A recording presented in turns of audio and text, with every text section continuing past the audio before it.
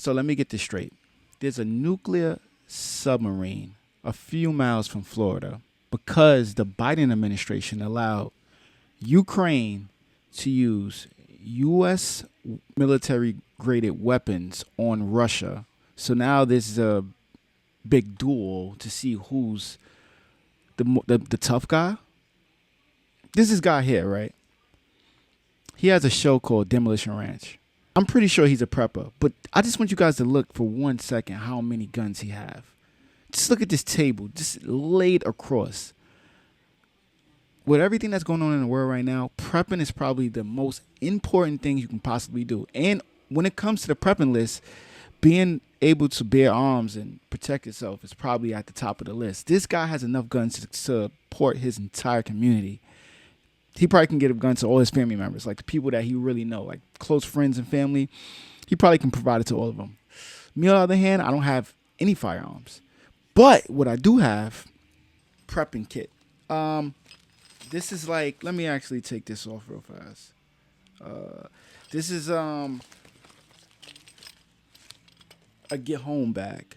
So I keep this in my bag every day. It has flashlights, radios, walkie-talkies, multi-tool, fire starters. If you have like a cut, ways to treat the cut or treat any wounds. It's just basically something that can get you home faster. Now, let me just bring this full circle real fast for you guys. Ukraine, before they was invaded by Russia, Russia was doing military exercises just around their border. Seems real similar to what they're doing now. A lot of times they say if you pay attention to history, it tends to repeat itself. You can go back even further where the Trojan horse, this is nothing. We just going to bring it right in front of your door. And don't worry, it's not nothing that can possibly harm you. And that was the downfall of them.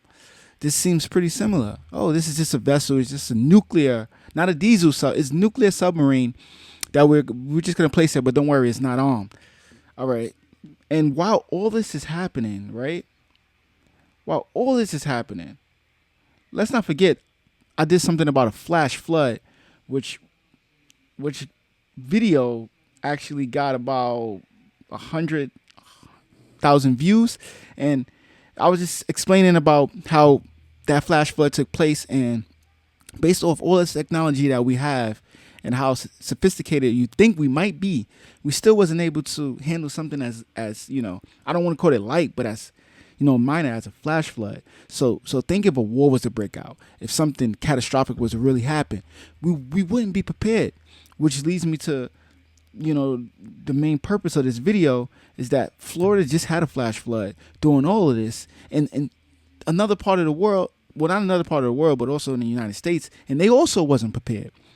So you got to be prepared. I have 2 bags, right? Which is, bug out bag. If you need to leave your house in case of emergency, which doesn't seem unlikely right now, given the situation of, the weather, war, how the water is heating up.